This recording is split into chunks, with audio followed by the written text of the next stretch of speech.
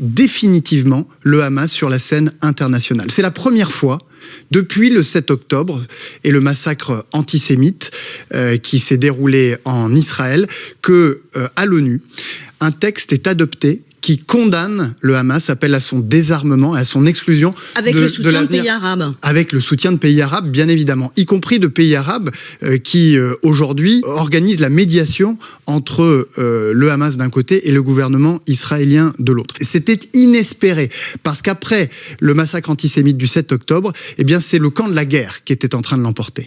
Jean-Noël Barrot, ministre français des Affaires étrangères sur France Info avec Aurélie Herbemont.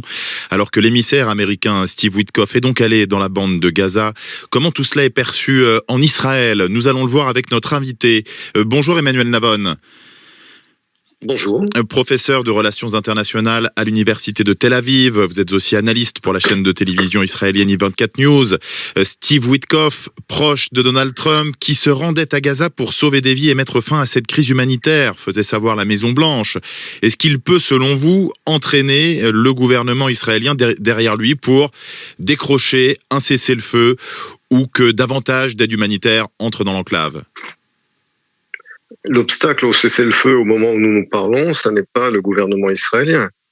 C'est l'organisation terroriste du Hamas qui a rejeté toutes les offres de cessez-le-feu et qui a raidi ses positions après l'annonce par Emmanuel Macron de la reconnaissance d'un État palestinien que le Hamas lui-même a décrit comme une victoire diplomatique et en a tiré les conclusions, à savoir que la pression et la campagne médiatique mensongère contre Israël sur la soi-disant famine à Gaza fonctionne, puisque certains pays, finalement, font pression sur Israël uniquement et pas sur le Hamas. Le Hamas perçoit cela comme une victoire diplomatique et raidit ses positions. Alors, Emmanuel Navon... la déclaration de la France n'a fait que entraver les possibilités d'un cessez-le-feu. Pour le Hamas, dans le fond, vous le savez que c'est plus difficile que ça. Évidemment qu'il revendique une victoire diplomatique, mais il est loin d'être certain que la solution à deux États convienne au Hamas. Vous dites, soi-disant, famine à Gaza.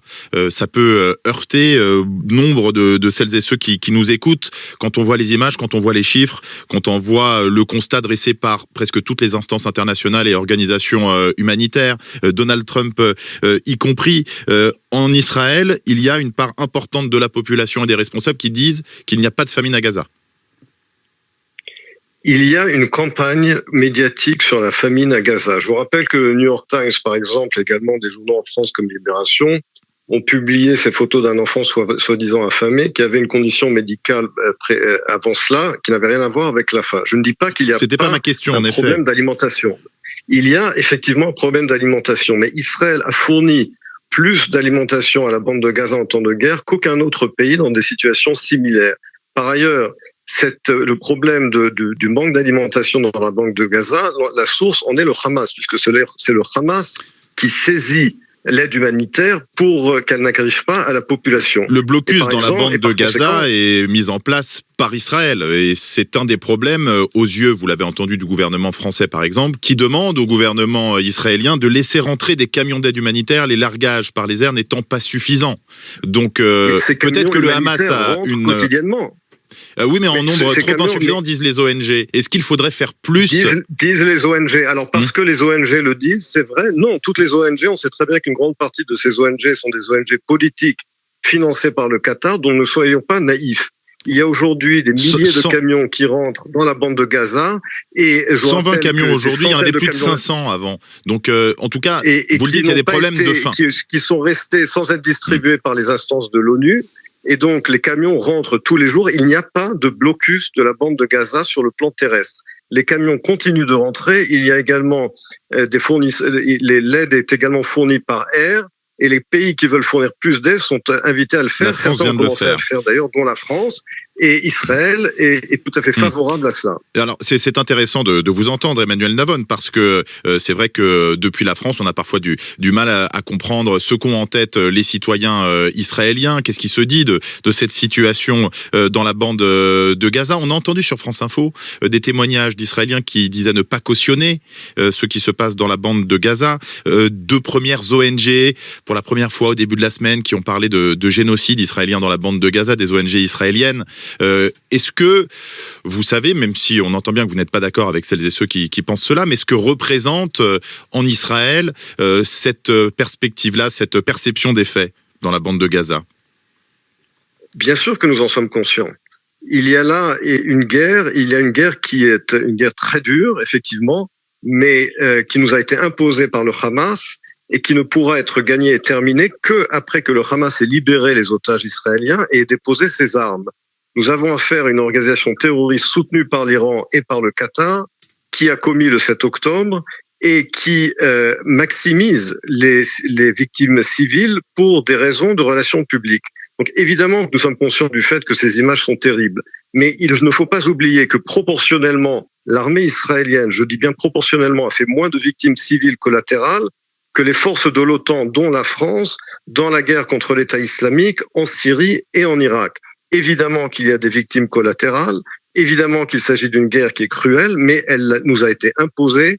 Elle ne pourra être terminée que lorsque le Hamas aura été désarmé et aura libéré nos otages. Alors, on entend votre position, Emmanuel Navon. Il y a un point précis qu'il est intéressant d'aborder aujourd'hui parce que Steve Witkoff, l'émissaire américain, y était. Ce sont ces centres de distribution d'aide humanitaire qui sont le monopole sur place dans l'enclave palestinienne à terre de la Gaza Humanitarian Foundation qui est administrée par Israël et par les États-Unis avec au moins 859 Palestiniens tués lors de ces distributions d'aide d'après les Nations Unies, pour la plupart du fait de l'armée israélienne, précisent les Nations Unies. Est-ce qu'il y a là un système qu'il faut changer parce que des gens aujourd'hui meurent en voulant obtenir de l'aide? Est-ce qu'il faut changer les choses? Est-ce que ça c'est un débat aujourd'hui en Israël? D'abord, ce système a été instauré avec un but très précis, retirer au Hamas le contrôle de l'aide humanitaire. Tant que l'aide humanitaire était contrôlée par le Hamas, elle n'arrivait pas directement à la population et Israël ne faisait que renforcer son ennemi. Donc combattre le Hamas et lui permettre de se renforcer et de s'enrichir. Donc il était nécessaire de changer ce système. Est-il parfait? Non. Y a-t-il des victimes? Oui. Accuser Israël, encore une fois, vous dites les Nations Unies. C'est qui les Nations Unies? Je cite les sources de celles et ceux qui s'expriment, en effet. Les sources, d'accord. Est-ce que ce sont les 193 membres des Nations Unies? Non. Est-ce qu'il s'agit du secrétaire général Antonio Guterres, qui ne cesse d'accuser Israël? On sait très bien depuis la guerre qu'il avait accusé finalement Israël lui-même d'être responsable de la guerre. Donc prenons ce genre de déclaration avec scepticisme et vérifions les faits. C'est vous qui êtes journaliste, ce n'est pas moi, c'est à vous de vérifier les faits.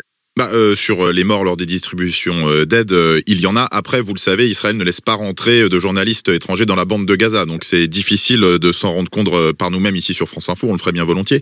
Mais la situation sécuritaire et la position israélienne nous en empêchent. Pourquoi c'est aussi facile d'accuser l'armée israélienne et de ne pas accuser le Hamas? Parce qu'il y a beaucoup de témoignages sur place et qui sont vérifiés, mais c'est effectivement un des soucis. Il est difficile d'obtenir des informations directement pour les médias occidentaux dans la bande de Gaza. Une dernière question, Emmanuel Navon, sur les enjeux diplomatiques de la reconnaissance d'un État palestinien. Une quinzaine de pays, depuis que la France a annoncé son intention de le faire aux Nations Unies en septembre, ont rejoint la position française, alors que 150 États environ dans le monde déjà avant cela reconnaissent un État palestinien. Que dit-on de cette dynamique-là en Israël? Est-ce que c'est un souci ou est-ce que ce n'est pas important? Ça n'est pas important et cela malheureusement ne fait que nous confirmer que la voix de la France sur la scène internationale ne compte quasiment plus. Au contraire, une quinzaine d'États ont suivi la France depuis l'annonce d'Emmanuel Macron. Oui, et quel est le résultat? Quel est l'impact de cette soi-disant reconnaissance? C'est toute la question. Qu'est-ce que c'est que cet État palestinien? C'est un soi-disant État aujourd'hui qui n'existe pas, qui est dirigé dans la bande de Gaza par le Hamas, par une organisation terroriste, à Ramallah par un vieillard de 90 ans qui a été élu pour la dernière fois il y a 16 ans, qui n'a aucune légitimité. C'est une véritable mascarade. Mahmoud Abbas. Il ne peut y avoir une solution à deux États qu'après la défaite totale des organisations terroristes et après un accord entre Israël et l'autorité palestinienne. Aujourd'hui, reconnaître un État inexistant de façon unilatérale ne fait que renforcer et reconforter le Hamas, ainsi que l'autorité palestinienne de Mahmoud Abbas, qui, je vous le rappelle, continue de payer les salaires des familles terroristes et il a fallu cette fameuse lettre de Mahmoud Abbas à Emmanuel Macron pour qu'il condamne le 7 octobre après plus de 20 mois. Donc, il s'agit en réalité d'une décision, oui, qui est suivie aujourd'hui par la Grande-Bretagne et par le Canada, mais qui ne va faire que exclure ces pays de tout processus futur d'une normalisation dans laquelle seraient associés les Émirats arabes unis, les alliés d'Israël dans la région, mais pas la France. Le Canada et la Grande-Bretagne que vous citez en effet avec la France, parce que ces trois pays font partie du G7. Merci à vous, Emmanuel Navon, d'avoir répondu à l'invitation de France Info. C'était intéressant d'entendre votre point de vue, ce qu'on pense de toute cette actualité-là et de ce qui bouge sur la scène diplomatique, notamment en Israël. On a entendu votre point de vue, professeur de relations internationales à l'université de Tel Aviv, analyste aussi pour la chaîne de télévision israélienne I24 News.